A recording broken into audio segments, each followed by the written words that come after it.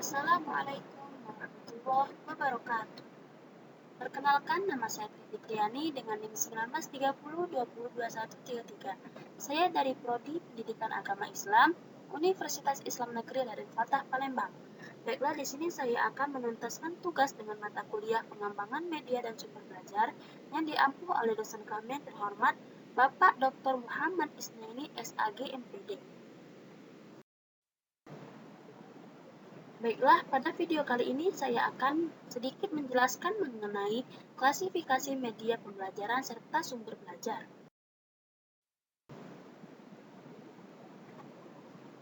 Berikut ini beberapa pengertian klasifikasi media pembelajaran menurut beberapa para ahli.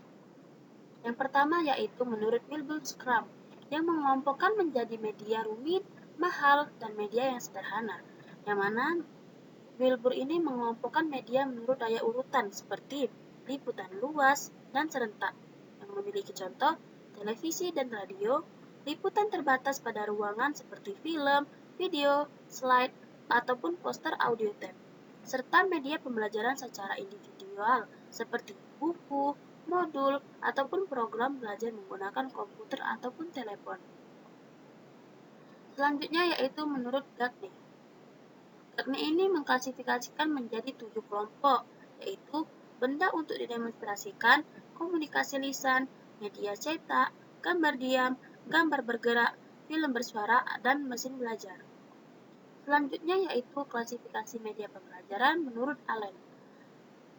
Allen ini mengklasifikasikan menjadi 9 kelompok, yaitu visual diam, film, televisi, objek 3 dimensi, rekaman, pelajaran terprogram, demonstrasi, buku, teks cetak, serta sajian lisan.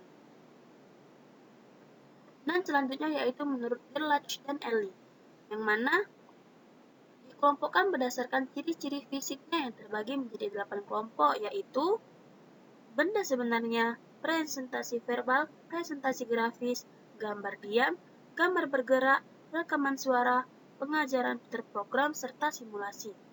Dan juga ada pun menurut Ibrahim yang mana media dikelompokkan berdasarkan ukuran serta kompleks tidaknya alat dan perlengkapannya, yang terbagi menjadi 5 kelompok, yaitu media tanpa proyeksi 2 dimensi, media tanpa proyeksi 3 dimensi, media audio, media proyeksi, televisi, video, ataupun komputer.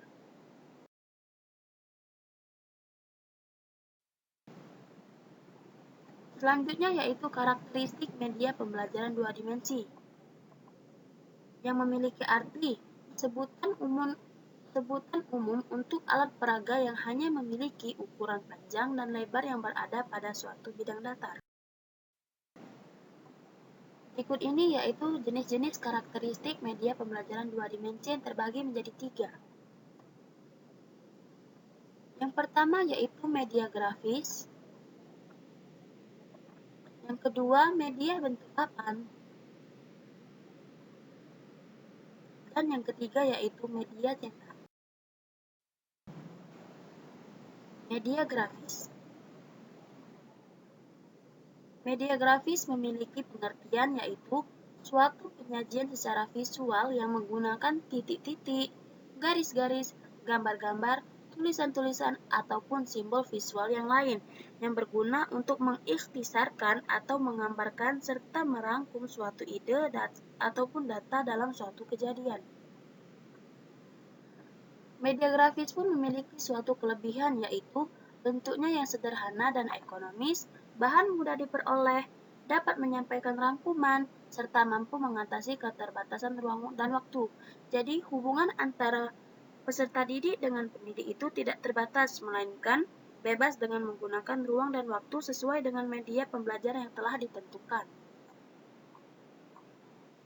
Selain memiliki kelebihan, maka media grafis ini memiliki kelemahan, yaitu tidak dapat menjangkau kelompok besar yang hanya menekankan persepsi keindahan penglihatan saja, serta tidak dapat menampilkan unsur radio.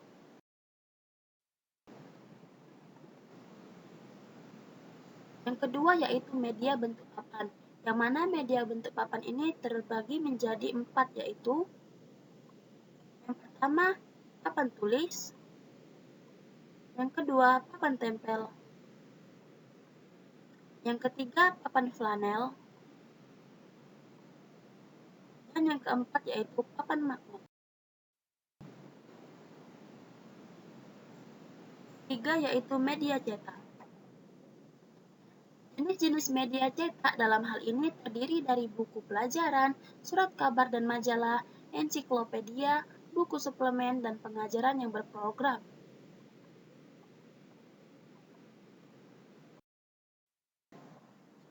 Pada slide sebelumnya telah kita singgung sedikit mengenai jenis-jenis dari media cetak. Nah, pada slide ini kita akan membahas mengenai manfaat ataupun fungsi dari jenis-jenis media cetak tersebut.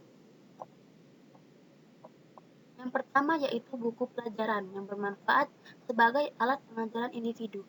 Jadi dengan adanya buku pelajaran, maka dapat memudahkan untuk peserta didik ataupun pendidik untuk belajar dari rumah. Yang kedua yaitu sebagai pedoman guru dalam pengajaran dan sebagai alat meningkatkan kecakapan guru dalam bahan pengajaran.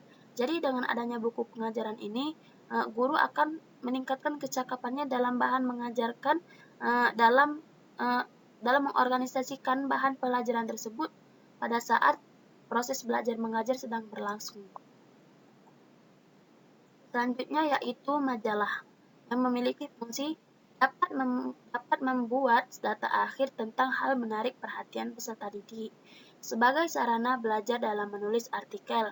Dalam artian, peserta didik dapat membuat bahan clipping yang dapat digunakan sebagai bahan display untuk papan tempel, serta meningkatkan daya baca secara kritis, yaitu dengan memperkaya pembendaharaan pengetahuan serta meningkatkan kemampuan membaca kritis itu dalam keterampilan berdiskusi. Selanjutnya yaitu buku suplemen yang memiliki fungsi sebagai bahan pengayaan bagi peserta didik serta dapat menambah bekal kemantapan aspek kepribadian peserta didik. Selanjutnya yaitu pengajaran yang berprogram yang memiliki arti salah satu sistem penyampaian dengan media cetak yang memungkinkan peserta didik secara individual akan memperoleh hasil sesuai dengan kemampuannya.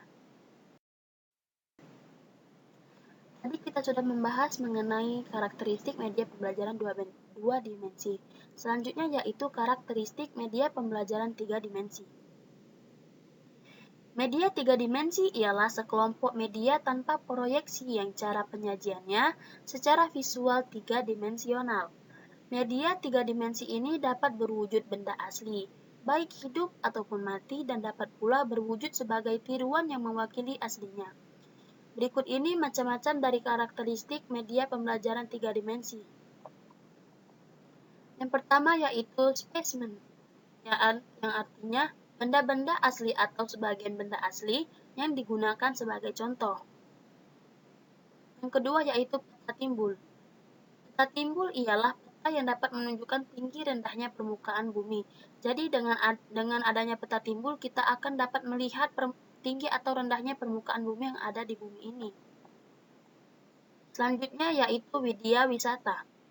Widya wisata ini ialah sebuah kegiatan belajar yang dilakukan melalui kunjungan ke suatu tempat di luar kelas atau outbound sebagai bagian integral dari seluruh kegiatan akademis, seperti mengunjungi sebuah museum atau tempat wisata lainnya.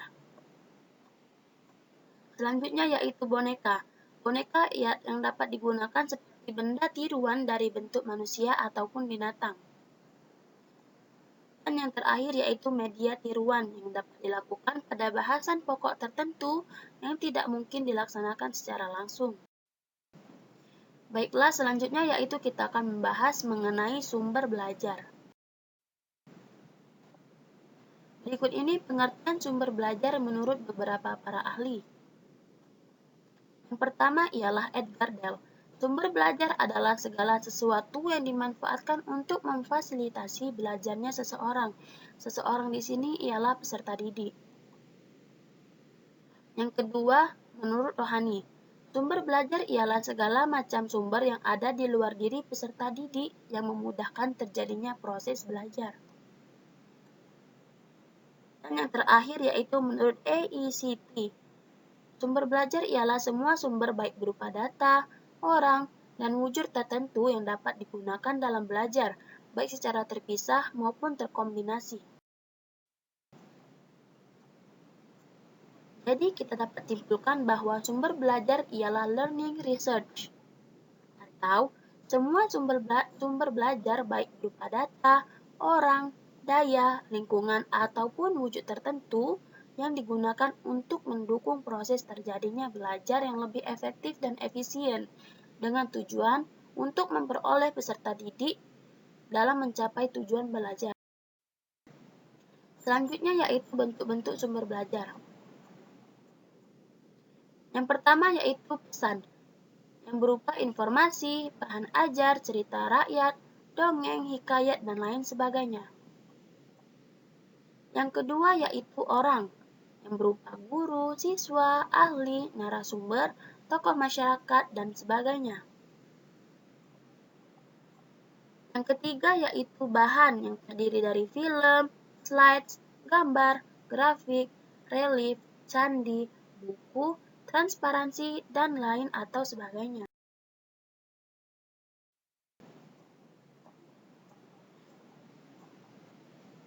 Bentuk-bentuk sumber belajar yang keempat yaitu alat atau perlengkapan yang terdiri dari perangkat keras, komputer, radio, TV, VCD atau DVD, kamera, papan tulis, generator, mesin, alat listrik, dan lain sebagainya.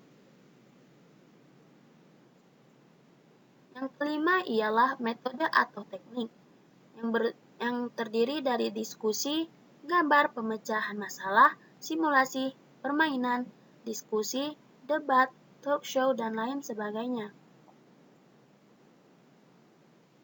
Dan yang terakhir yaitu lingkungan yang terdiri dari ruang kelas, studio, perpustakaan, aula, taman, kebun, pasar, toko, museum, kantor, dan lain sebagainya. Selain bentuk-bentuk sumber belajar di atas, di sini juga ada bentuk-bentuk sumber belajar menurut rohani.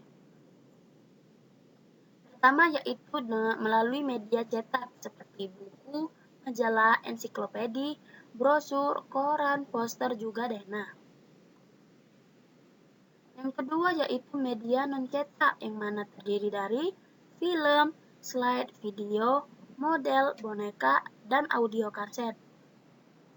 Yang ketiga yaitu fasilitas yang terdiri dari auditorium, perpustakaan, ruang belajar, media belajar individual atau carol, lapangan, dan studio. Selanjutnya yaitu kegiatan yang terdiri dari wawancara, kerja kelompok, observasi, simulasi, dan permainan. Dan yang terakhir yaitu lingkungan yang terdiri dari seperti taman dan terminal. Selanjutnya yaitu manfaat dari sumber belajar. Yang pertama ialah memberikan pengalaman belajar secara langsung dan konkret. Jadi dengan adanya sumber belajar maka peserta didik maupun pendidik akan menambah pengalaman belajar secara langsung dan secara konkret. Yang kedua yaitu dapat memberikan informasi yang akurat dan terbaru. Jadi sumber belajar ini dapat memberikan informasi yang akurat dan terbaru tanpa adanya hoaks-hoaks. Dan yang ketiga yaitu ialah dapat memberi informasi positif yang apabila dirancang dengan tepat. Jadi jika sumber belajarnya dirancang dengan tepat, dengan tujuan yang tepat, maka akan mendapatkan informasi yang positif dan sehingga proses pembelajaran pun akan berjalan dengan lancar. Dan manfaat yang terakhir yaitu dapat merangsang bersikap, berpikir, serta berkembang lebih lanjut. Kiranya itu saja yang dapat saya sampaikan, semoga bermanfaat untuk kita semua. Kurang dan lebihnya saya mohon maaf. Pada Allah saya mohon ampun. Unzur makola walatan zurman kola. Wassalamualaikum warahmatullahi wabarakatuh.